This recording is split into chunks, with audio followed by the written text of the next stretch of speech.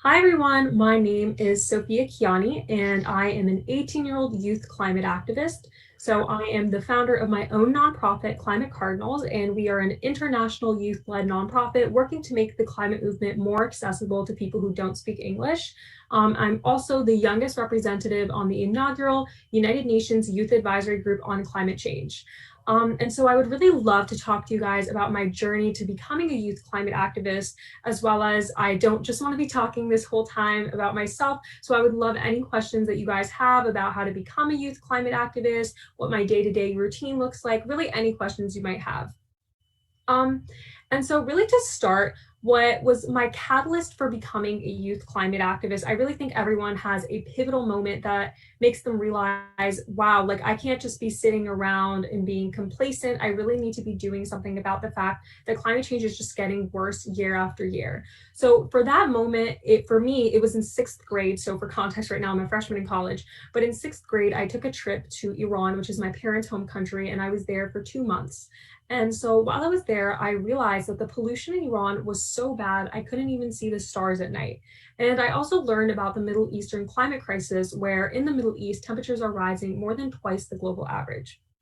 And obviously, this was all really concerning for me. But what was even more concerning for me is that I was probably only 12 or 13 at that time. And so I talked about these issues with my relatives, and I was shocked that they told me they didn't even know what climate change or global warming were, which I thought was a huge concern, especially because I mean, I was so young, and it taught me that no matter what my age was, it was very possible for me to be more knowledgeable than people who were twice or thrice my age.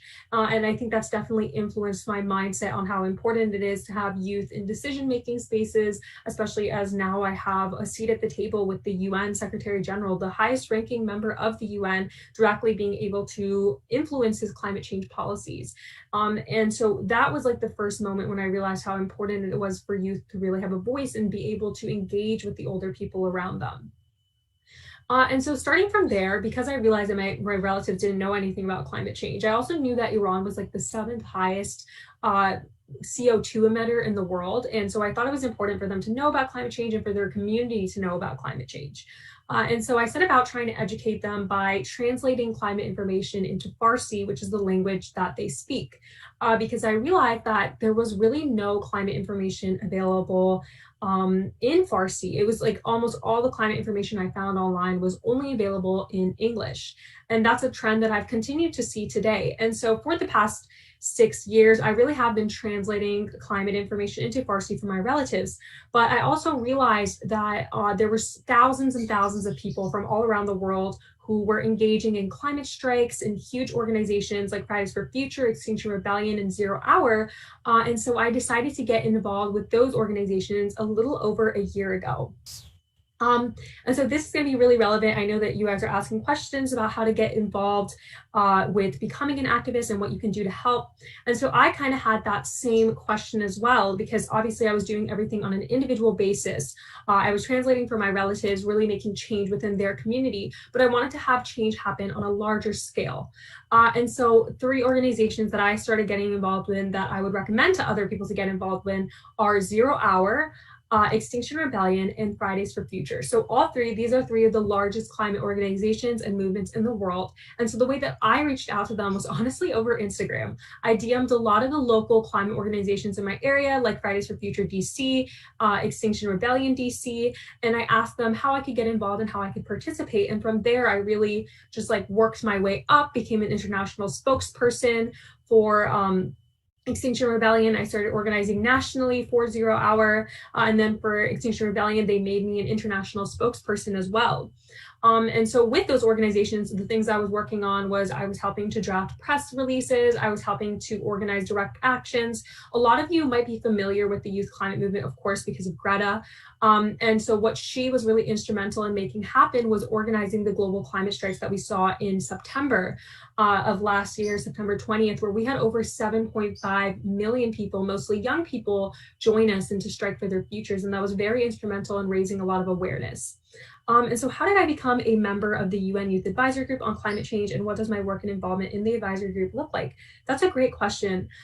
So as I said, for the past over a year, I've been involved in 3 of the largest climate organizations in the world, and I've been really doing international and national work for them. And then I also, a few months ago, decided to found my own nonprofit, Climate Cardinals, which has now exploded into a nonprofit with over 6,000 members in over 41 countries around the world, working together to translate climate information. It was really inspired by my own experience translating information for my relatives. Because one thing I would definitely say, part of being a climate activist is you shouldn't be complacent with the norm that surrounds you. You shouldn't be complacent just because you're a young person and thinking that our current systems are working. And so while I could have just stayed and continue to organize with the 3 groups that I have been organizing with, I really realized that they weren't doing enough to pander to a non-English speaking audience, which was really my pet passion. And I'm really passionate about climate education. And so I decided to found my own nonprofit, Climate Cardinals. And so I believe that the UN chose me to serve on the Youth Advisory Board because of the work that I was doing with Climate Cardinals, because it's the first nonprofit of its kind working to make climate education more accessible, specifically to people of color and people who don't speak English. And so in terms of what I do on the Youth Advisory Group, the biggest thing that I'm really responsible for is, so it's directly under the UN Secretary General, the highest ranking member of the United Nations. And so what he's responsible for is he really helps to plan their climate change strategy for the next 2 years. So I'm serving a 2-year term on the advisory group. And so, yeah, what I'm doing is I have meetings with the UN Secretary General where he talks about what the UN's plans are and what their stances are regarding climate change. And then I give feedback and really say what I think is important. For instance, I obviously have been emphasizing how I think it's really important for the UN to make climate education, climate information, all their information really available in lots of languages, because right now the UN only makes their information available for the most part in the 6 UN languages. And so obviously there are so many more languages in the world than just the 6 UN languages. I mean, Climate Cardinals, we're working to translate into over 100 languages. And so those are specific things that I've been telling the UN. And then we're also working with the UN on youth engagement, coming up with opportunities for youth to get involved with the UN, be able to have their voices heard, platforming other youth activists, etc. That's a lot of what my work has been covering so far. And so obviously I feel super honored and privileged to be able to serve as the only US representative. And I'm sure that as the next 2 years go on, I'll get a better idea of what even more opportunities I'm going to have. And so as a German speaker, is there a way you can get involved with my organization? Yes, of course. So if you go to Climate Cardinals website, what you can do is you can sign up to become either a translating volunteer. So if you are a German speaker, you would sign up to go to our volunteering page, and then you would volunteer to translate different sorts of information that we give to our volunteers for community service hours. So like I said, we actually started a few months ago in the middle of the pandemic. And so I was pretty worried because I wasn't sure how successful it would be, since we were all cooped up. I didn't know how much people would care, but I realized I actually had to go through the steps of officially registering Climate Cardinals in order to be able to give community service hours to kids, which is what I really wanted to do. So that was a whole process in itself, being able to actually officially set up a nonprofit so that you have nonprofit status is really hard. And I can speak more to that if that's something you guys would be interested in hearing about. So yeah. I set up Climate Cardinals so now that you guys can get community service hours for volunteering with us. So if you just go to our website, you can sign up to, if you're bilingual, translate for us. And then we also know that a lot of people aren't bilingual but still want to work in the climate movement or with our organization. So we have a resource team and an education team that are both accepting applications right now.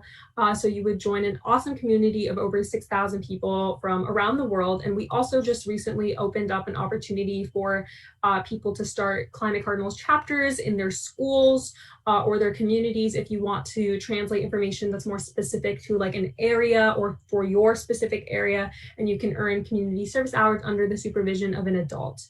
And so if you guys have any other questions about Climate Cardinals, I'm happy to answer them. And also, I think it's kind of funny because the way that Climate Cardinals really kicked off was because of a TikTok, which I think is super Gen Z and like just really funny because the first day that we launched, so my friend made a TikTok using a concept that I came up with. And so now it has over 350,000 views, and a bulk of our volunteers came because of the TikTok.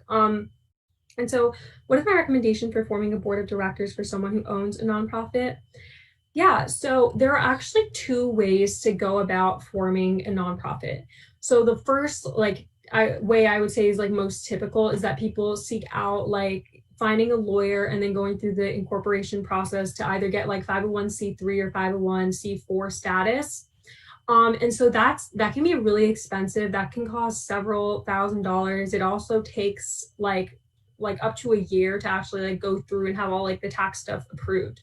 And so that's what I was initially going to do, but I decided that it didn't make sense because it was too expensive and too time consuming. So what I actually did is I applied through a program to have Climate Cardinals be fiscally sponsored. So we're fiscally sponsored by March On, which is a really big, like very well-known nonprofit that is fiscally sponsoring us with 501c3 status. So that's like free for us. They they have like financial liability for us, but we didn't have to go through the process of like finding lawyers and everything. And they also like they house our bank account for us. They provide us with like consultations, lawyers, like really anything we might need. So I definitely would recommend to any like young person who's interested in founding a nonprofit, you really don't have to go through all of like the hoops of actually like legally registering with the IRS and like hiring a lawyer, especially because that's really expensive. I would actually recommend like reaching out to a nonprofit in your area or like a big nonprofit like March On that regularly does fiscal sponsorship. So like I would just look up fiscal sponsorships in general and then sign up with them because it's pretty much the same thing. You can still like accept tax deductible donations. You can still offer community service hours. You can basically do everything. You can apply for grants. You can do everything that a nonprofit can do, but it's just way, way easier to set up.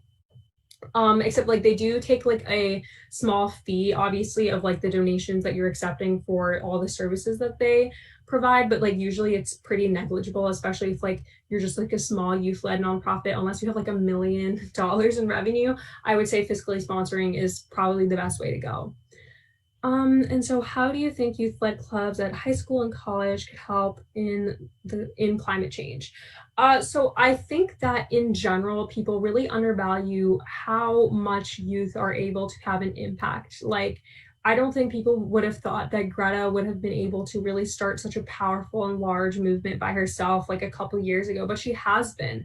And so with like high school clubs and community clubs, there are so many things you can do, like especially if you even like Google and look online, like what I did is almost every single area in the United States, like there is a Fridays for Future club. So you can join people in weekly striking. And that's really great for raising awareness and for getting like your local county officials, local government officials to really like pass legislation, because it's like it's imagery really, like because being able to for them to see, wow, like young people care so much that they're willing to come outside like our state house and strike like every Friday because they care so much about this issue. It really is something poignant, and it does make these government officials have like a second thought and like think about what kinds of policies they should be implementing. And so I often also get asked like, what can I do as an individual to like help solve climate change? And like the truth is that no matter how much I do, no matter how much like one individual person does, like 100 companies are responsible for 70% of the world's emissions. So this is a systematic issue that like really, no matter how much like an individual does to reduce their own like consumption, like that's not going to help us to solve the climate crisis. So the number one most consequential thing someone can do is vote. Because at the end of the day, unless we vote into office a candidate that's going to pass legislation like the Green New Deal, we really aren't going to be able to have bold and progressive action on the climate crisis that's going to help us to end it.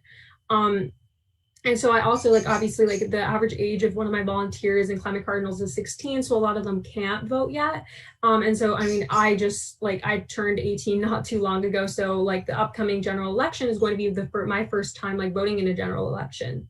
And so for people who can't vote, there are still so many things you can do just to raise awareness, and you can still lobby for climate friendly candidates just by doing things like phone banking, or really just like lobbying and going out and striking and putting pressure on your elected officials. And so that's definitely what I would say, like, in addition to just going and working, like, and setting up clubs, like, in your school, I would definitely place, like, a large emphasis on making sure that you're voting, getting out the vote, etc., like, anything related to, like, civic advocacy. And then other things that people can do is within like school systems, I think it's always a great thing to try to pass a climate resolution. So I know that in my school, I didn't get a formal climate change education in high school until my senior year, which I actually think is a huge shame. And it's very bizarre to me that with climate change being such a like big issue, the first time I heard of it in like a formal academic setting in high school was senior year. So with things like that, I think it's always great to be able to bring up these concerns with your school board and really lobby them and tell them like you want them to pass more aggressive climate education, etc., anything related to that. And then also, I think fossil fuel divestment is a really big issue, especially for like college students. Like, definitely having like a fossil fuel divestment club at your college can be really great. And we've seen like over the past few years, a lot of really influential large colleges with huge endowments have divested from fossil fuels, which has been great. And so just lobbying your school to do something like that can always be something that I think definitely does have a large impact, especially like on a more local scale. Yeah, so if you guys can let me know if you have any other questions about everything that I just talked about. Otherwise, I can continue to talk about like my experience with climate cardinals or any other things that I think are important to note. So just throwing that out there. And then I would say also that one thing that I don't think is discussed enough in terms of like what like climate activists should be doing is social media and like press in general are definitely really important in getting the word out and spreading awareness. So like for Climate Cardinals, like I said, when we were first launching, it was like in the middle of the pandemic. So it was definitely hard for us to be raising awareness and for people to be aware of the opportunity. And so we leaned heavily on the power of Instagram. I got dozens and dozens of my friends to be posting about Climate Cardinals and the opportunity on their Instagram story. And then on TikTok, we were able to have like hundreds of thousands of people view the opportunity. And then in terms of press, like we were actually featured on the front cover of the Washington Post, like about a month before we launched. And we also had a Forbes profile, and then we had a follow-up Forbes profile after we actually did launch, and we had a successful launch. So a lot of the work that I do, I definitely do specialize in media and strategy. A lot of the work I do from day to day is like reaching out to journalists, reaching out to like different media outlets and seeing if they can help amplify our work and help to platform it. So I would definitely say for anyone who's interested in getting involved with climate activism or like starting your own climate organization, anything along those lines, just really know the power of social media and the power of press in getting out the word about what you're doing, because ultimately, no matter how great the work you're doing is, if you're really like shouting about it into like a void, into an echo chamber just among like your close family and friends, then you're not going to be able to have like that global or international expansion that I'm assuming you probably want. So yeah, that's definitely like the advice that I would give. And then in terms of like just some like wrapping up bullet point like information about what I think are good practices if you really do want to get involved in climate activism. So going back to like all the clubs and opportunities that I mentioned. So obviously with Climate Cardinals, anyone can join one of our teams and apply through our website. And then with Fridays for Future, I would recommend going to Fridays for Future's website and checking out. They have like a map that shows different like climate strikes happening from all around the world. So that's always a really cool resource, because then like we also just had like our global strike on the 25th yesterday. So that's something that everyone could have participated in. And so I would recommend going to Fridays for Future's website and getting involved with like a local branch of Fridays for Future, especially because it's so prolific and like associated with Greta. So it's always like, I think, a really great way to get involved.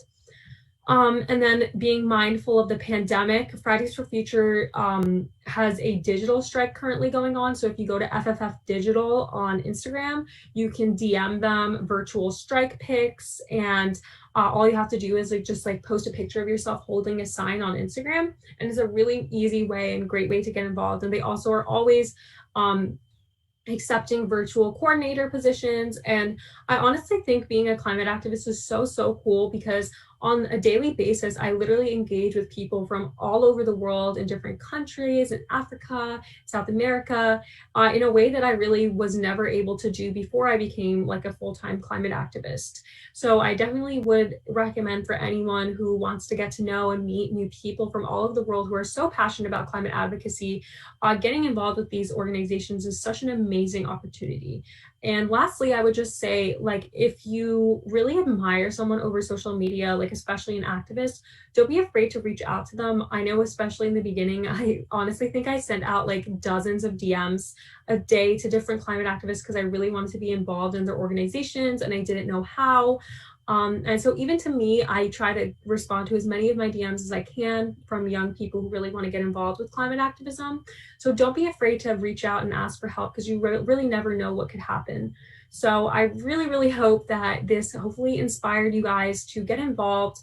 And if you really do care about climate change, get out the vote, join a local climate organization, donate, lobby your school. There are so many things that you can do. And honestly, every single action that you're taking is going to make a difference. So I really hope you guys enjoyed my talk and that it left you a little more inspired. So thank you so much for having me.